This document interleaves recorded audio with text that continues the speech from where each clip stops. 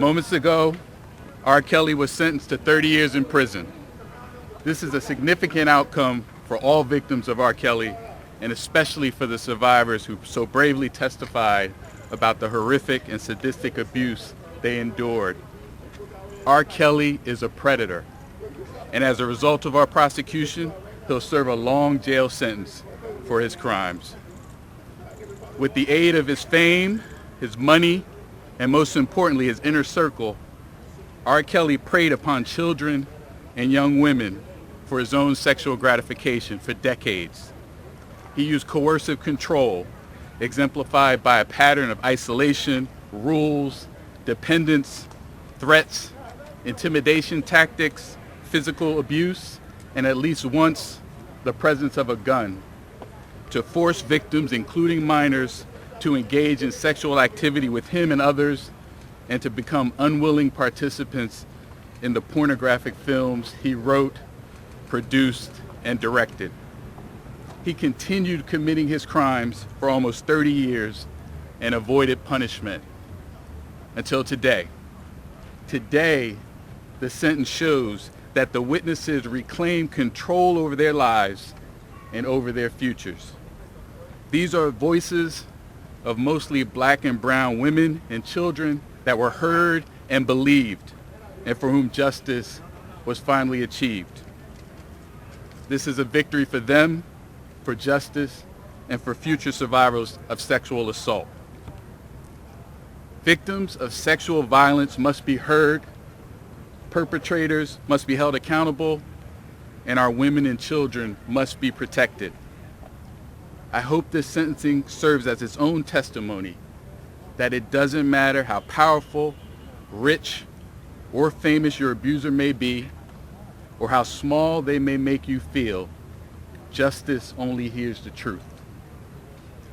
I want to say that this case would not have been possible without the outstanding work, dedication, and skill of the prosecution team, Assistant United States Attorneys Elizabeth Geddes, Nadia Shahada, and Maria Cruz Melendez, Senior Investigator Keith Kolovich, and former paralegal specialist Kira Winthen and Alyssa Fagel. Their dedication to the truth and justice was truly extraordinary.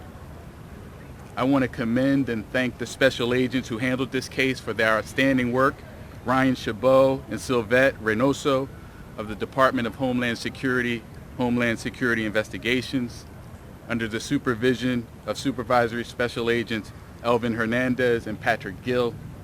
They and detectives from the New York City Police Department painstakingly went through the documents, the records, and interviews to collect and verify the facts that became the foundation for this strong case.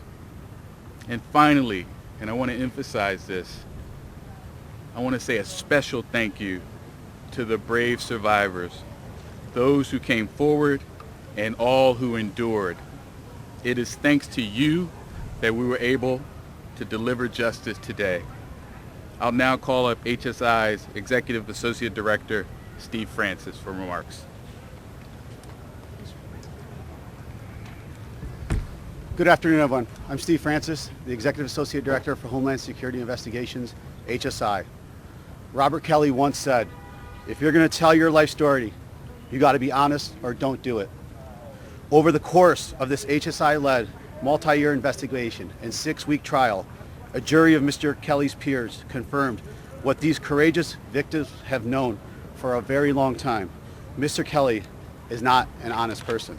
This man is a prolific serial predator who utilized his status as a Grammy Award-winning household name with global recognition to inflict pain and anguish on so many victims. Despite numerous reports of his destructive abuse over the years, the brazen acts of intimidation against his accusers kept him shielded from prosecution until HSI, the U.S. Attorney's Office from the Eastern District of New York, and these incredible prosecutors and NYPD initiated an investigation into his criminal organization. Today's sentence is a victory that belongs to the brave victims who came forward. Despite intense public scrutiny, despite social media slander, despite threats to their own health and safety, and despite being asked to relive the pain of some of the most traumatic days in their lives, they told their stories and they made their voices heard. Today's sentencing sends a clear message that no amount of money or fame is enough to evade justice. And the money, power, and fame will not buy you immunity in the United States. And the United States government will hold you accountable for any atrocities you commit.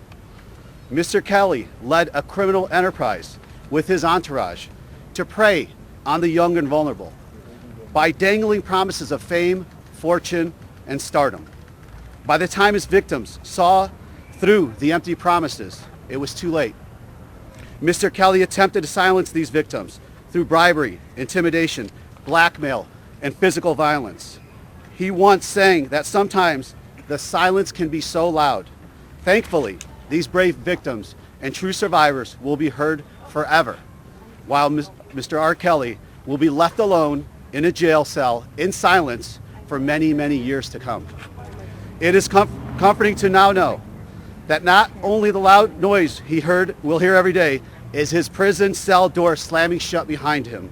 No matter how many hit songs he may have released, his legacy will not be remembered by that of his voice, but by the voices of the brave women and men who came forward to reveal to the world the monster that R. Kelly truly is.